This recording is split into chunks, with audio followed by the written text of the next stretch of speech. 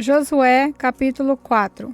Quando todo o povo de Israel acabou de atravessar o rio Jordão, o Senhor disse a Josué: escolha 12 homens, um de cada tribo, e dê esta ordem: peguem 12 pedras do meio do rio Jordão, do lugar onde os sacerdotes ficaram parados.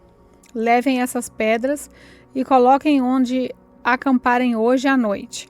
Então Josué chamou os 12 homens de cada que havia escolhido e disse: passem adiante da arca da aliança do Senhor, o Deus de vocês, e sigam até o meio do Jordão. Cada um ponha no ombro uma pedra, uma para cada tribo de Israel. Essas pedras ajudarão o povo a lembrar daquilo que o Senhor tem feito. No futuro, quando seus filhos perguntarem o que essas pedras querem dizer, vocês contarão que as águas do Jordão pararam de correr no dia em que a arca da aliança atravessou o rio. Essas pedras farão com que o povo de Israel lembre sempre desse dia. Os homens fizeram o que Josué mandou.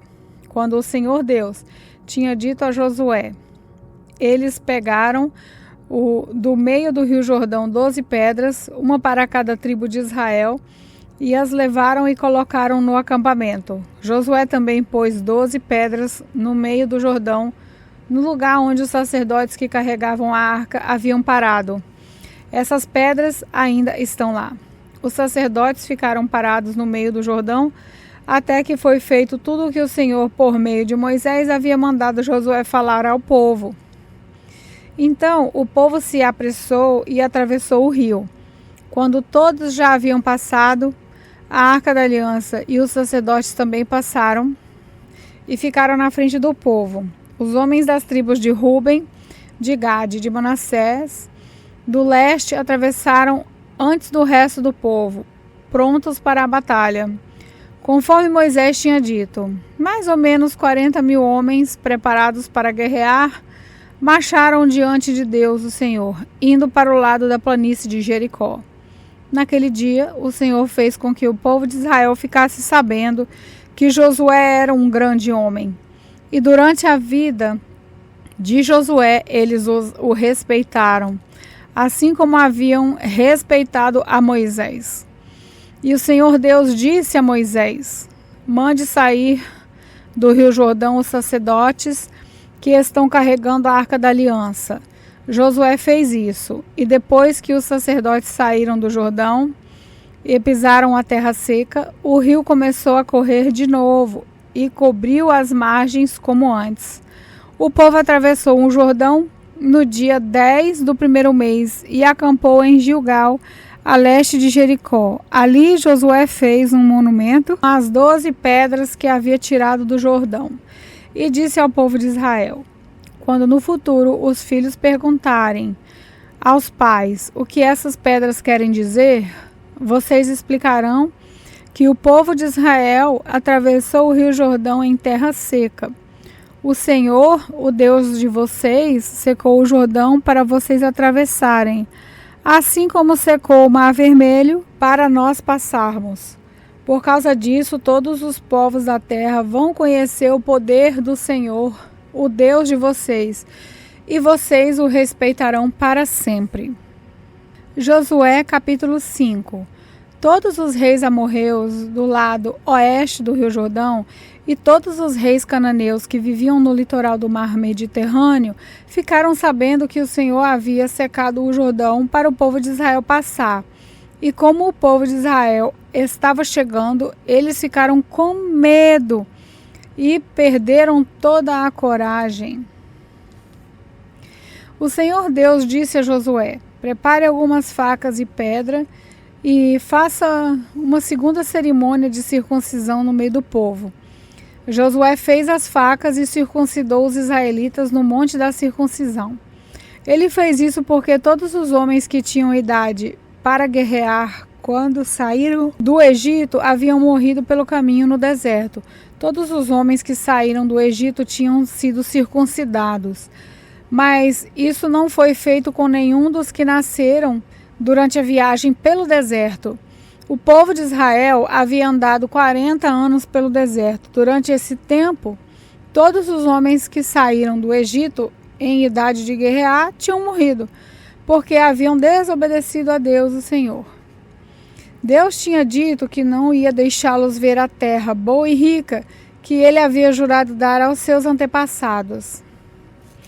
Mas os filhos que tomaram o lugar dos pais não haviam sido circuncidados durante a viagem pelo deserto. Essa foi a nova geração que Josué circuncidou.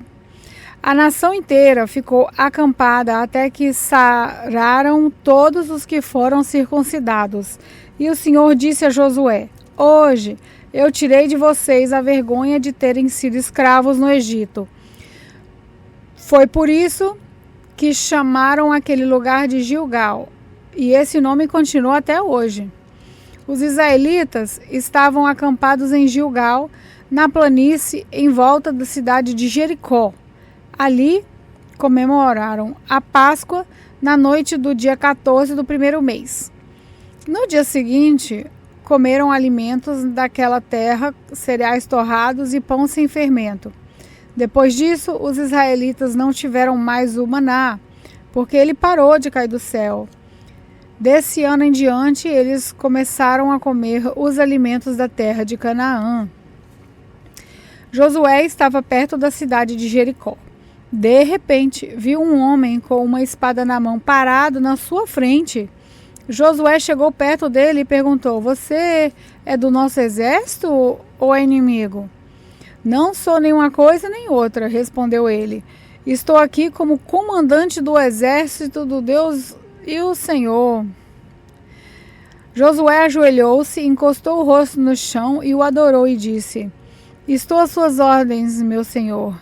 O que quer que eu faça? O comandante do exército do Senhor respondeu: tire as sandálias, porque a terra que você está pisando é santa. E Josué obedeceu. Josué, capítulo 6. Os portões da cidade de Jericó estavam muito bem fechados, para não deixar que os israelitas entrassem. Ninguém podia entrar nem sair da cidade. O Senhor Deus disse a Josué: olhe, eu estou entregando a você a cidade de Jericó, o seu rei e os seus corajosos soldados.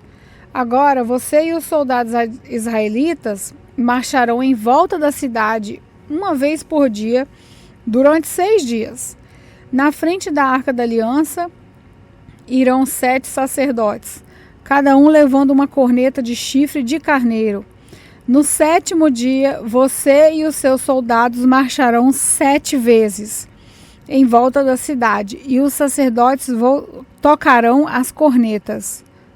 Quando eles derem um toque longo, todo o povo gritará bem alto, e então a muralha da cidade cairá. Aí cada um avançará diretamente para a cidade. Josué chamou os sacerdotes e disse: carreguem a Arca da Aliança, e na frente fiquem 7 sacerdotes levando as cornetas. E disse ao povo: comecem a marchar em volta da cidade, e que os soldados marchem na frente da Arca da Aliança de Deus, o Senhor. Então, seguindo as ordens de Josué, os 7 sacerdotes ficaram na frente da arca e começaram a tocar as cornetas.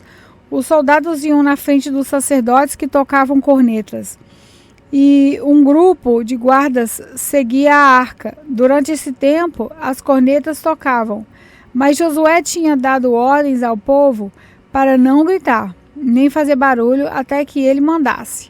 Aí Josué ordenou que os sacerdotes dessem uma volta ao redor da cidade, carregando a Arca da Aliança.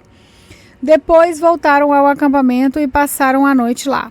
No dia seguinte, Josué se levantou de madrugada e os sacerdotes carregaram a arca.